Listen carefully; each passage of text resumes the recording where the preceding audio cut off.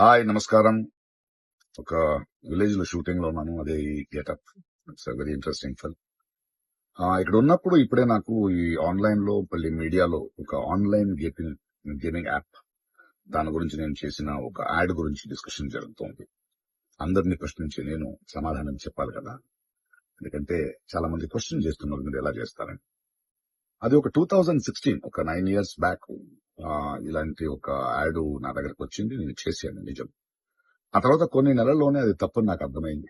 వాళ్ళు మళ్ళీ 2017 లో దాన్ని ఎక్స్టెండ్ చేస్తానంటే, లేదండి ఇది తప్పు తెలియక చేసేసాను. బట్ చేసేసాను కాబట్టి అగ్రిమెంట్ వీళ్ళు దాన్ని రిలీజ్ చేసి తీరాలి. బట్ 2017 నుంచి మీరు వాడకూడదు, నేను రాను అని చెప్పేసి.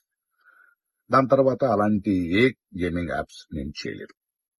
2021 లో కూడా ఆ కంపెనీ ఇంకో కంపెనీకి అమ్మేసి వాళ్ళు దాన్ని ఏదో సోషల్ మీడియా ప్లాట్ఫామ్ లో యూజ్ చేస్తే నేను వాళ్ళకి నోటీసులు, వాళ్ళకి ఈమెయిల్, మళ్ళీ వాట్సాప్ లో పంపించి, లేదండి ఇందులో నేను లేను, ఇది చేయకూడదు, కాంట్రాక్ట్ అయిపోయింది, ఇది తప్పు అని కూడా చెప్పాను. వాళ్ళు ఆపేశారు.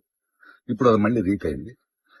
దానివల్ల ఈ సమాధానం పోలీస్ డిపార్ట్మెంట్ నుంచి నాకు ఇంకా ఇది రాలేదు. వస్తే వాళ్ళకి నేను సమాధానం చెప్తాను. బట్ మీకు సమాధానం చెప్పాల్సింది నా బాధ్యత.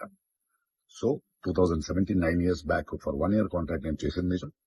అది తెలిసిన తర్వాత దాన్ని ఆపింది నిజం. ఆ తర్వాత నేను చేయలేదు అనేది కూడా నిజం. ఈ మాట మీకు చెప్తున్నాను. ఇంకో విషయం, దయచేసి యంగ్స్టర్స్ ఇలాంటి గేమింగ్ యాప్ అది ఒక వ్యసనం. ప్లీజ్ మీ జీవితాన్ని కోల్పోండి. Thank you.